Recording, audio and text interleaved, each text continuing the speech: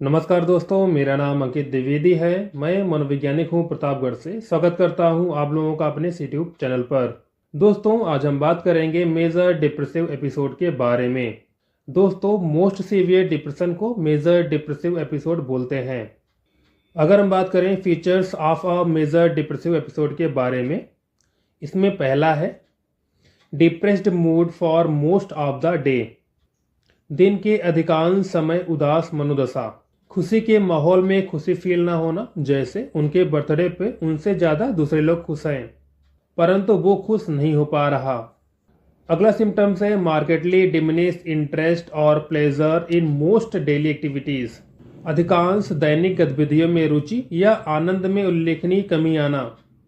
इसमें दोस्तों पेशेंट का जो काम होता है वो अच्छे से नहीं कर पा रहा। यहाँ तक कि पहले उसे जो काम करना बहुत अच्छा लगता था, अब वो काम में उसे मज़ा नहीं आ रहा, वो मस्ती नहीं आ रहा। अगला सिम्टम्स है दोस्तों significant weight loss when not dieting और वेट गेन, और सिग्निफिकेंट डिक्रीज और इंक्रीज इन एपेटाइट। डाइटिंग ना करने पर भी वजन में उल्लेखनीय कमी या वजन बढ़ना, या भूख में उल्लेखनीय कमी या वृद्धि।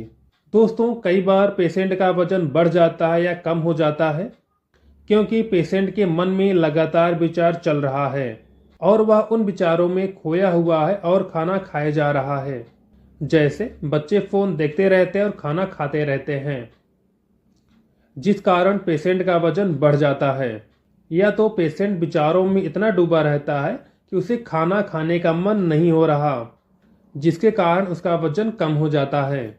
अगला सिम्टम्स है ऑन गोइंग इंसोम्निया और हाइपोसोम्निया, नींद न आना या बहुत कम सोना। दोस्तों, पेशेंट के मन में हमेशा विचार चल रहा होता है, जिसके कारण नींद आने में समस्या होती है। कई बार अगर नींद आ जाती है तो नींद टूट जाती है, और नींद अगर टूट जाती है दोबारा नींद को आने में भी समस्या हो सकती है। बहुत सारे पेशेंट बिस्तर से उठते ही नहीं, उन्हें वो मोटिवेशन ही नहीं मिलता जो उसे उठने के लिए प्रेरित करे। अगला सिम्टम्स है साइकोमोटर एजिटेशन और रिटार्डेशन, मनोप्रेरक उत्तेजना या मंदता।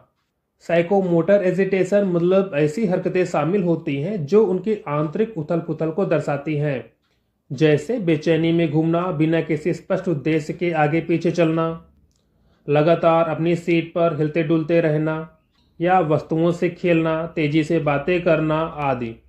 और साइकोमोटर रिटार्डेशन मतलब पेशेंट की शारीरिक और मानसिक गतिविधियां धीमी हो जाती हैं, जैसे धीमी गति से बोलना, धीमी सोच, धीमी गति से चलना, बिगड़ा हुआ संज्ञानात्मक कार्य आदि।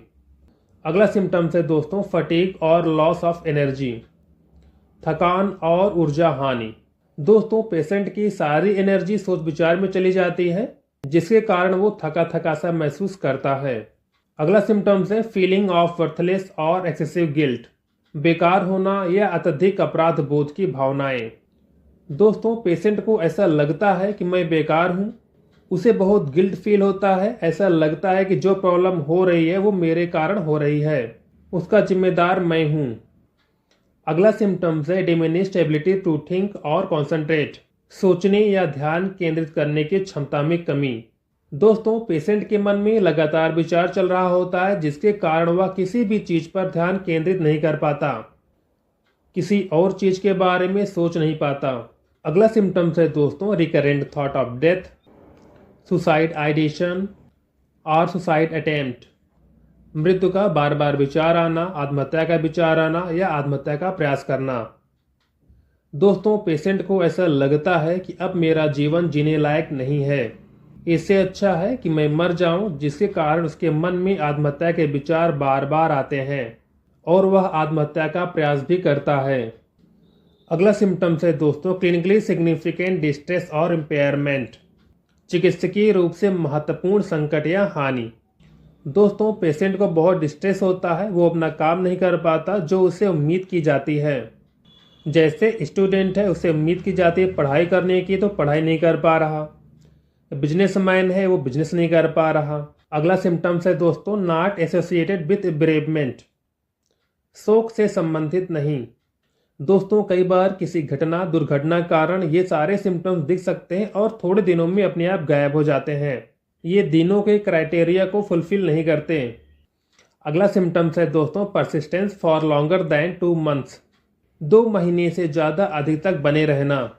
दोस्तों, यदि ये सारे सिम्टम्स 2 महीने से अधिक समय तक बने हुए हैं तो इसे हम मेजर डिप्रेसिव एपिसोड बोलेंगे। अब हम बात करते हैं मेजर डिप्रेसिव एपिसोड के कारण के बारे में। दोस्तों, मेजर डिप्रेसिव एपिसोड के कई कारण हो सकते हैं, जैसे परिवार में पहले से ही किसी को डिप्रेशन रहा हो, मस्तिष्क में केमिकल इम्बैलेंस होना, नज़दीकी व्यक्ति की मौत या प्यार के रिश्ते का टूटना आदि। अब हम बात करते हैं मेजर डिप्रेसिव एपिसोड के ट्रीटमेंट के बारे में। दोस्तों, साइकोथेरेपी और मेडिसिन की हेल्प से इसे ठीक किया जा सकता है। 50% रोल साइकोथेरेपी का होता है और 50% रोल मेडिसिन का होता है। यदि हम साइकोथेरेपी और मेडिसिन साथ साथ लेते हैं तो हम बहुत जल्द इस समस्या से बाहर आ सकते हैं। उम्मीद करता हूं दोस्तों, ये छोटा सा वीडियो आपके बहुत काम आया होगा। फिर भी अगर आपके मन में कोई क्वेरी है तो आप कमेंट के द्वारा आप हमसे पूछ सकते हैं। धन्यवाद दोस्तों।